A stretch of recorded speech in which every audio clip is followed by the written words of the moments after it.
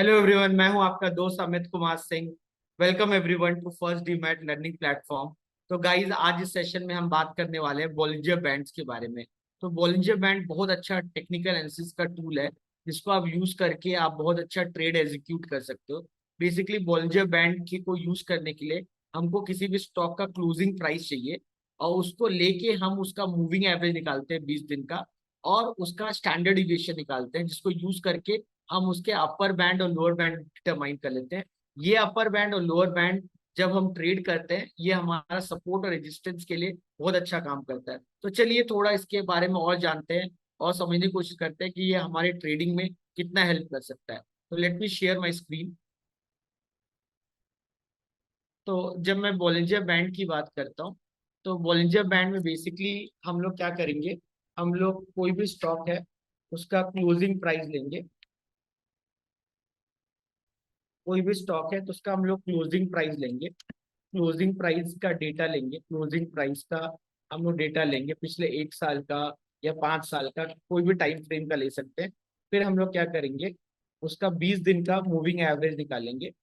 उसका 20 दिन का मूविंग एवरेज निकालेंगे। तो 20 दिन का मूविंग एवरेज निकालने के लिए आपको बेसिकली सिंपल एवरेज निकालने के लिए बेसिकली आपको सिंपल एवरेज का फॉर्मूला यूज करना है। यहाँ पे आपको बेसिकली एवरेज का फॉर्मूला यूज करना है, और यहाँ पे आप 20 दिन सेलेक्ट कर दोगे तो आपको 20 दिन का एवरेज निकल जाएगा। फिर आपको स्टॉक का स्टैंडर्ड डिविएशन निकालना है। And standard deviation basically historical volatility को रिप्रेजेंट करता है। तो स्टैंडर्ड डिविएशन के लिए भी आपको कोई मैथ्स यूज नहीं करना। Generally standard deviation for mathematics में सिग्मा से रिप्रेजेंट करते हैं, और उसका फॉर्मूला कुछ ऐसा होता है। ठीक है, summation of x minus x bar whole square by n. ये सब आपको कुछ नहीं करना है। आप चुपचाप एक्सेल में जाके आप लिख दोगे standard deviation STDEV dot P, और डेटा सेलेक्ट कर दोगे, आपको स्टैंडर्ड डिविएशन आ जाएगा। 20 दिन का आप स्टैंडर्ड डिविएशन निकाल देना, 20 दिन का एवरेज निकाल देना, 20 दिन का स्टैंडर्ड डिविएशन निकाल देना, है ना। तो एक बार आपको ये आ गया, सिग्मा आ गया। तो अब आपको क्या करना है, अब आपका जो अपर बैंड होगा, अब आपका जो अपर बैंड होगा वो कुछ नहीं, ये जो वैल्यू आएगा, मान लो ये एक्स आया होगा, ये मान लो वाई आया होगा, तो आपका अपर बैंड हो जाएगा x+2y। डबल लेते हैं, आपका सिग्मा का डबल। और आपका जो लोअर बैंड होगा, जो आपका लोअर बैंड होगा जो आपका लोअर बैंड होगा वो हो जाएगा x-2 है। तो अब बस यही यूज करना है, और इसी को यूज करके हम लोग को अपर बैंड लोअर बैंड मिल जाता है जब भी हम लोग किसी भी स्टॉक को एनालाइज करते हैं, और वो हमारी ट्रेडिंग के लिए बहुत हेल्पफुल होता है। तो बेसिकली यहाँ पे आप देखिए कि अगर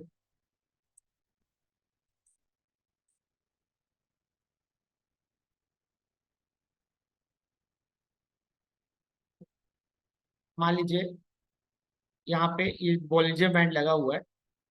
अगर आपको लगाना नहीं आता तो इंडिकेटर में जाके आप बॉलिंजर बैंड क्लिक कर दीजिए, बॉलिंजर बैंड लग जाएगा। एक बार आपका बॉलिंजर बैंड लग गया, तो ये जो बीच का लाइन जो दिख रहा है आपको, ऑरेंज कलर का लाइन, ये आपका 20 डेज का मूविंग एवरेज है ना। और ये जो अपर बैंड है, ये आपको प्लस करके, इसमें जो 2 टाइम्स ऑफ सिग्मा प्लस करके जो आया था वो आपका अपर बैंड था, और माइनस करके जो आया था ये आपका लोअर बैंड। क्लियर है। जब भी आपको ऐसा नैरो बैंड दिखे, इसका विथ अगर बहुत कम दिखे, तो आप समझ जाइए कि ये साइडवे मार्केट को रिप्रेजेंट कर रहा है। और जब भी आपको एक साइडवे मार्केट को रिप्रेजेंट कर रहा है, तो आप इससे समझ जाओ कि आपको एक ब्रेकआउट आने की पॉसिबिलिटी बहुत ज्यादा है ना। वो ब्रेकआउट ऊपर जाएगा या ब्रेकडाउन आएगा, नीचे आएगा, वो हमको वेट करना पड़ेगा, है ना। आपको अगर स्कैल्पिंग करना है तो आप स्कैल्पिंग कर सकते हो एक नैरो रेंज में, है ना। मान लो यहाँ पे रेड कैंडल बना, आप यहाँ पे आप यहाँ पे पुट पोजीशन बना सकते थे या शॉर्ट सेलिंग कर सकते। ज्यादा अच्छा होता, ज्यादा कंफर्म होता, 2 कैंडल के लिए आप यहाँ के नीचे बनाते, और ये आपका टारगेट होता और ये आपका स्टॉप लॉस होता। ऐसे ही करके आप स्कैल्पिंग कर सकते हो। यहाँ से अगर आपने शॉर्ट पोजीशन बनाया तो ये आपका टारगेट होता है ना। यहाँ पे अपने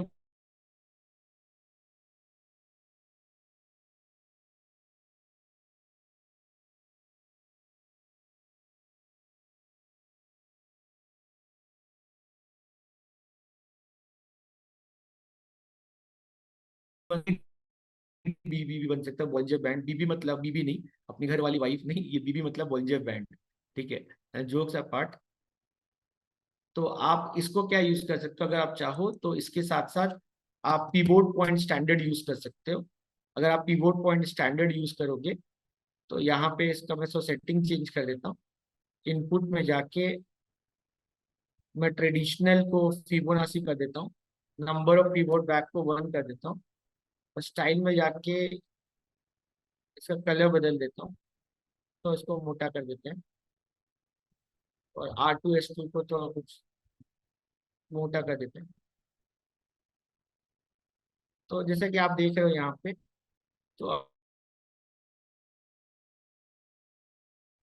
अगर आपको एक नैरो बॉलिंजर बैंड दिख रहा है समवेयर, यहाँ पे अगर आपको नैरो दिख रहा है, ये आप देख लो सपोर्ट पे खड़ा है, तो सपोर्ट पे खड़ा है, और इसके साथ साथ अगर देखो ये R1 को तोड़ रहा है, तो एक अपवर्ड पोटेंशियल एक्सपेक्ट कर सकते हो। लेकिन वही इसका अपर, अगर मैक्सिमम ये अपर तक जा सकता है, अपर बैंड तक, उसके बाहर चला गया तो आप एक डाउन ट्रेंड एक्सपेक्ट कर सकते हो आप, है ना, एक आप डाउन ट्रेंड एक्सपेक्ट कर सकते हो। तो इसने कुछ देर तक ये यहीं पे रहा, है ना, अब यहाँ पे रहा, फिर लाल कैंडल बन रहा है, क्या वो गिरेगा क्या?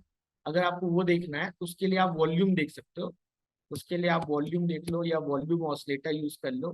वॉल्यूम ऑसिलेटर यहाँ पे हाई होना चाहिए आपका, आपका वॉल्यूम ऑसिलेटर जो है, निफ्टी का वॉल्यूम नहीं होता है, तो मैं इसका फ्यूचर खोल लेता हूँ। तो आप यहाँ पे देख लो, अगर यहाँ पे आपको लगता है गिरने की पॉसिबिलिटी है, तो आपका वॉल्यूम यहाँ से आपका हाई होना चाहिए वॉल्यूम। ठीक है, अगर वॉल्यूम आपका गिर रहा है, या देखिए आपका वॉल्यूम गिर रहा है, तो आप बहुत ज्यादा ट्रस्ट नहीं कर सकते डाउनवर्ड मूवमेंट में, इसलिए आप देखो एक साइडवेज जैसा मूवमेंट आया था। ठीक है, वॉल्यूम हाई होना चाहिए, कोई भी पोजीशन हो, चाहे वो रेड कैंडल बने या ग्रीन कैंडल बने, अगर आप एक रैली या एक ट्रेंड एक्सपेक्ट कर रहे हो, तो आपका वॉल्यूम हाई होना चाहिए, तभी आप उसको ट्रस्ट कर सकते हो उस रैली को। इसके ज्यादा अच्छा होगा वॉल्यूम के साथ साथ एक अलग इंडिकेटर जिसको बोलते हैं MACD, moving average convergence divergence, आप ये यूज कर सकते हो। अगर आप MACD यूज कर रहे हो, तो बेसिकली MACD में अगर आप इसके साथ MACD यूज कर रहे हो, तो आप यहाँ पे आप देख सकते हो, अगर मैं MACD आपको समझाऊं, तो अगर आपने अगर MACD पे फोकस किया है, तो आपको ऐसा करके एक ब्लू कलर का लाइन दिख रहा होगा, एक ऑरेंज कलर का लाइन दिख रहा होगा। तो अगर अगर आपका ब्लू वाला लाइन ऑरेंज वाला लाइन को ऊपर से काट के नीचे आ रहा है, तो एक बियरिश सिग्नल जनरेट हुआ है, इसके जिसको आप हिस्टोग्राम से भी देख सकते हो। वही अगर ब्लू कलर लाइन अगर इसको नीचे से काट के ऊपर आया है, तो एक बुलिश सिग्नल जनरेट हुआ है। तो आप वॉल्यूम को फोकस करो by looking at volume oscillator, और उसके साथ साथ आप MACD भी देख सकते हो to get the confirmation, confirmation के लिए BB में जो कंफर्मेशन आ रहा है उसको देखने के लिए। तो यहाँ पे अगर मैं देखूँ कि क्या गिरने की पॉसिबिलिटी है क्या, तो यहाँ पे आप देखो इसका MACD भी अभी तक आपको सिग्नल नहीं दिया है, और वॉल्यूम भी गिर रहा है, तो आप ट्रस्ट नहीं कर सकते हो इस इस लाइन को। समझ में आ रहा है ना आपको, है ना? यहाँ पे कहीं पे इसने आपको क्लियर कट बताया है, यहाँ पे आके इसने बता दिया है कि भैया ये गिरेगा, यहाँ पे आके बता दिया कि गिरेगा करके। तब यहाँ पे अगर आप पुट पोजीशन या इंट्राडे में शॉर्ट पोजीशन बनाओगे, तो आपको एक अच्छा खासा प्रॉफिट हुआ होता। समझ में आ रहा है ना आपको? यहाँ पे आप देखो वॉल्यूम भी आपका बढ़ रहा है, तो आपका वॉल्यूम भी बढ़ना चाहिए, और MACD में भी वो सिग्नल देना चाहिए जो आप एक्सपेक्ट कर रहे हो। देखो यहाँ पे देखिए, अगर बुलिश सिग्नल की बात करूँ, तो यहाँ पे आपको एक बुलिश सिग्नल मिल रहा है, थोड़ा लेट देता है। अब देखो यहाँ पे आपको एक बुलिश सिग्नल मिल रहा है MACD से, और वॉल्यूम भी आपका बढ़ना शुरू हो गया, तो यहाँ पे आप कंफर्म होके आप एंट्री ले सकते थे। और आपका टारगेट अगर आप यहाँ पे एंट्री लेते, तो ये R1 है आपका, तो आपका टारगेट हो जाता है आपका आराम से इसका अपर बैंड मतलब R3, है ना। और आपका अगर R1 पे आप एंट्री लेते, तो आपका P जो है वो आपका स्टॉप लॉस हो जाता है ना। तो आपने R1 पे एंट्री बनाया, है ना, यहाँ पे अगर आपने इसको तो मोटा अगर कर दूं, तो आपने कहीं R1 पे आपने एंट्री बनाई, R1 पे आपने एंट्री बनाई, है ना, 23,073 पे आपने एंट्री बनाया, और आपका स्टॉप लॉस था 23,020, और और आपका जो टारगेट था आपका R3।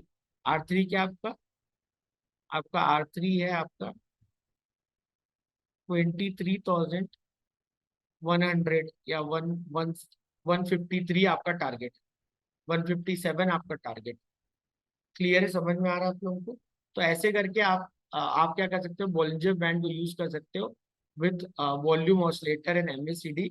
वो आपको अच्छा खासा सिग्नल देंगे आपको, है ना। अगर आपको ऐसा कैंडल दिख रहा है, जैसे दिख रहा है कि बाहर जा रहा है, ठीक है, यहाँ पे तो आपको यहीं पे एक बाइंग सिग्नल मिल गया था आपको, यहीं पे आपको एक बाइंग सिग्नल मिल गया था आपको, है ना। वॉल्यूम यहाँ पे गिर रहा है, तो आप बहुत ज्यादा ट्रस्ट नहीं कर सकते, मतलब साइडवे टू बुलिश ट्रेंड आपको बता रहा है करके ये। देखो चढ़ा है लेकिन बहुत धीरे धीरे कर चढ़ा है, और यहाँ पे एमएससीडी आपको सेलिंग सिग्नल दे रहा था, जो कई कई गलत भी हो जाता है। तो आप वॉल्यूम के साथ साथ बीबी को देखिए, बीबी का फोकस कहाँ पे है करके, वॉल्यूम बैंड का फोकस कहाँ पे है। क्लियर है ना। जब भी आपका नैरो रहेगा तो आप एक, जब भी आपका ये नैरो है, आप एक अच्छा खासा, आप अगर ये नैरो है तो आप अच्छा खासा एक मोमेंटम एक्सपेक्ट कर सकते हो, एक ब्रेकआउट आप एक्सपेक्ट कर सकते हो मार्केट। क्लियर है, आप लोगों को समझ में आ रहा है ये चीज, है ना। तो आप देखो बॉलिंजर बैंड ऐसे ही आपका नैरो हो जाता है, फिर देखो एक अच्छा खासा चढ़ाए, चढ़ेगा, चढ़ेगा कि नहीं चढ़ेगा, देखो आप एमएससीडी आपको सिग्नल देता है, एमएससीडी बता दिया कि चढ़ेगा, है ना। तो आप जब चढ़ेगा तो आप, जब यहाँ चढ़ेगा तो आप देखो यहाँ तक लगभग, ये थोड़ा फॉल्स सिग्नल दिया तो लेट बताया आपको, कायदे से यहाँ तक आपको बाहर आ जाना चाहिए, है ना। तो यहाँ पे आप देखो वॉल्यूम भी आपका हाई हाई होना चाहिए, यहाँ पे आपका वॉल्यूम स्टैग्नेट था, kind of sideway to bullish movement था, है ना। जब अच्छा मूवमेंट रहेगा तो आपको आपका एमएससीडी भी बहुत अच्छा सिग्नल देगा आपको। यहाँ पे आप देख सकते हो, यहाँ पे आप देख सकते हो एक बुलिश ट्रेंड आपको बताया है यहाँ पे, यहाँ पे कहीं आप एंट्री लोगे तो आप आराम से आप अपना टारगेट यहाँ का लेके आप एंट्री ले लो, है ना। टारगेट आप यहाँ का लेके एक प्रॉफिट बुकिंग कर सकते हो आप इसके ऊपर। क्लियर है, समझ में आ रहा है आपको? बॉलिंजर बैंड आप देख लो, बॉलिंजर बैंड बेसिकली आपको एक बैंड बता देता है मार्केट का मूवमेंट का, उस बैंड को यूज करके आप अपना ट्रेडिंग डिसीजन डिसाइड कर सकते हो।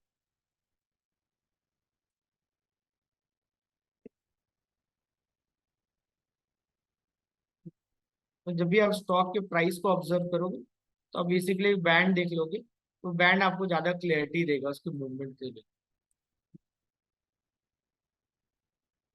क्लियर है ना। तो जैसे आप यहाँ पे देखो तो ये, अगर आप पीबोर्ड भी यूज करोगे तो आप यहाँ पे पीबोर्ड भी देख सकते हो कि अगर इसने यहाँ पे एंट्री दी है, बाइंग का एंट्री अगर आपको दिया है, तो आप यहाँ पे देख लो, यहाँ पे से बाइंग का एंट्री दिया, तो यहाँ पे अगर मान लो आप पी के ऊपर एंट्री ले रहे हो तो आराम से R3 टारगेट रखो, और R3 में आप एग्जिट हो जाओ। पी पे अगर आपने एंट्री लिया है तो आप S1 पे अपना स्टॉप लॉस रख सकते हो। तो 22,483 पे अगर आपने एंट्री लिया तो आप, S1 क्या है आपका,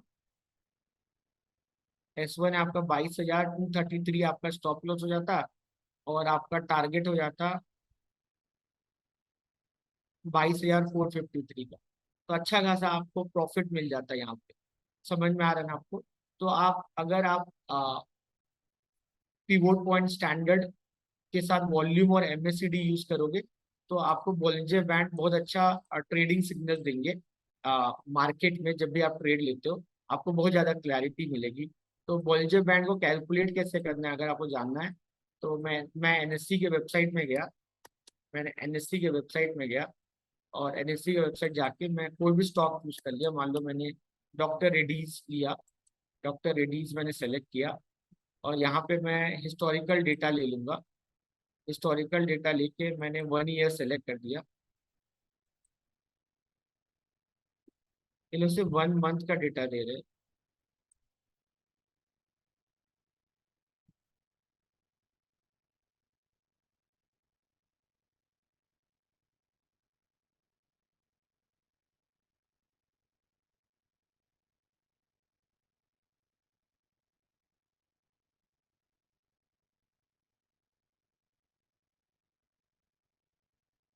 ठीक है, तो अगर मैं इसको डाउनलोड कर लेता हूँ,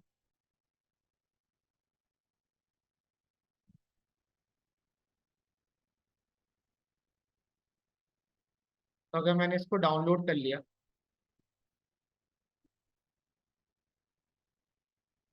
यहाँ पर डेट हो गया 27 मई से।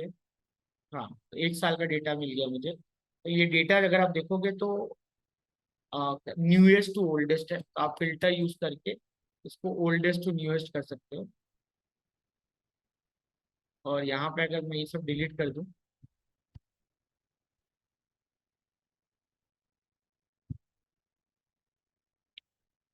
ये एलटीपी जो है, ये आपका लास्ट ट्रेडेड प्राइस, ये आपका क्लोजिंग प्राइस है।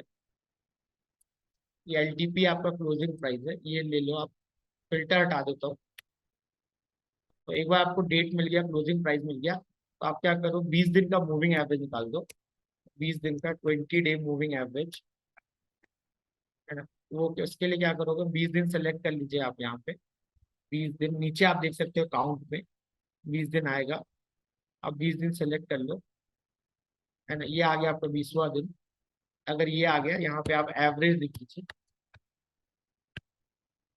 यहाँ से आप 20 दिन सेलेक्ट कर लो, तो ये आपको इसका 20 दिन का एवरेज आ गया। ठीक है। एक बार आपको 20 दिन का मूविंग एवरेज आ गया, अब इसका स्टैंडर्ड डिविएशन निकाल लीजिए।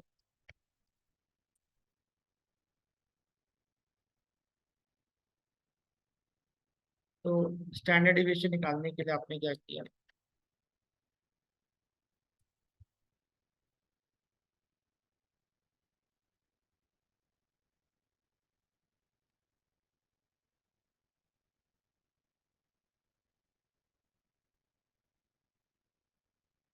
आपने इसका स्टैंडर्ड डिविएशन निकाल दिया।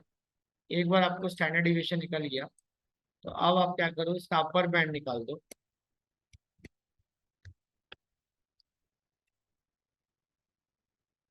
अपर बैंड और ये हो जाएगा आपका लोअर बैंड।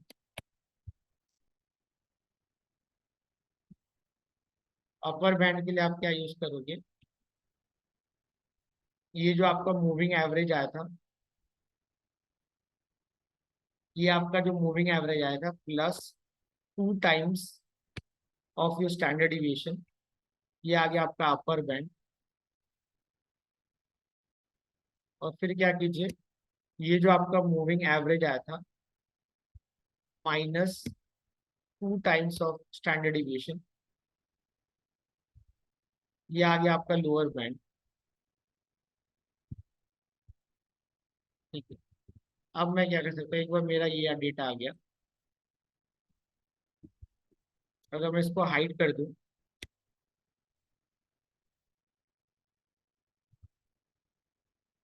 तो अब मैं इस डेटा को सेलेक्ट करके मैं स्टैंडर्ड डिविएशन को भी हाइड कर सकता हूँ। अब मेरे को ये आ गया। अगर मैं इसको लेके, अगर मैं इंसर्ट में गया और यहाँ पे लाइन डायग्राम अगर मैं ड्रॉ कर दिया, तो ये आपका आ गया बॉलिंजर बैंड। एक्सेल में आपने बॉलिंजर बैंड ड्रॉ कर दिया। ये आपको तो कंफ्यूजिंग लग रहा होगा, है ना, यहाँ पे इतने सारे दिख रहे हैं आपको, कंफ्यूजिंग लग रहा होगा। तो इसके बदले आप क्या कर सकते हो, यही चीज को मैंने आपको यहाँ पे करके बता दिया, यहाँ पे कैंडल में करके दे दिया आपको, जो आपके लिए चीजें आसान हो गई है। समझ में आ रहा है ना, अपर बैंड कैसे आया, लोअर बैंड कैसे आया। तो उसके लिए हमको दो चीज चाहिए, एवरेज चाहिए और स्टैंडर्ड डिविएशन चाहिए। अगर हम लोग इसको यूज करेंगे तो हमारे लिए कैलकुलेशन बहुत आसान होगा। क्लियर है एवरीवन? कोई डाउट है, आप डाउट पूछ सकते हैं। तो आप बेसिकली जब भी आपको बॉलिंजर बैंड यूज करना है, तो उसके साथ साथ आप ये देखिए कि कौन सा पिवोट पॉइंट स्टार्ट में देखिए कि सपोर्ट पे खड़ा है कि रेजिस्टेंस पे खड़ा है, R2 पे है कि P पे है कि R3 पे है, वो आप देख सकते हो। उसके साथ साथ आप उसका वॉल्यूम देख सकते हो कि जब भी कोई ट्रेंड आएगा, चाहे अप ट्रेंड बने या डाउन ट्रेंड बने, तो वॉल्यूम आपका हाई होना चाहिए। उसके साथ साथ अगर आप एमएससीडी को फॉलो करो, एमएससीडी के ऊपर एक अलग वीडियो मैंने बनाया हुआ, आप एमएससीडी का वीडियो देख सकते हो। तो अगर आप एमएससीडी को फॉलो करो, तो आपका एमएससीडी में आपको ये जो ब्लू कलर का लाइन जो दिख रहा है ना, वो ब्लू कलर का लाइन क्या होता है, ऑरेंज कलर का लाइन क्या होता है, वो एमएससीडी के टाइप पे मैंने पढ़ाया आपको। बस अभी के लिए आपको जानकारी के लिए, यही जानकारी आपने मूविंग एवरेज में यूज किया था क्रॉस ओवर के लिए, कि अगर एक faster moving average slower moving average को नीचे से काटता है तो बुलिश सिग्नल बनता है, वही ऊपर से काटता है तो बेरिश सिग्नल बनता है। वही लॉजिक यहाँ पे हम लोग यूज करके हिस्टोग्राम बना रहे हैं। अगर लाइन समझ में भी नहीं आता, आप सिर्फ हिस्टोग्राम भी देख लोगे, हरा कलर का कि लाल कलर का, आपको उससे भी एक आइडिया मिल जाएगा, है ना, मूवमेंट के बारे में। तो मैं उम्मीद करता हूँ कि आपको बॉलिंजर बैंड समझ में आया होगा, इसका ऑब्जेक्टिव क्या है ये समझ में आया होगा, और उसको ट्रेडिंग करके आप कैसे बहुत पैसे बना सकते हो ये भी आपको समझ में आ गया होगा। तो उसी उम्मीद से कि मैंने जो सेशन जो की है इसमें मैंने जो भी पढ़ाया आपको सब कुछ अच्छे समझ में आ गया है। तो इट्स टाइम दैट कि मैं क्लास यहीं पे खत्म करता हूँ। अगर आपको कोई डाउट रहता है, क्वेश्चन पूछता है आपके मन में, तो आप कमेंट यू ऑप्शन को यूज करके क्वेश्चन पूछ सकते हैं। ओके गाइस, तो it's time to wind up this session. Thank you everyone, I see you all in next session. God bless you, bye.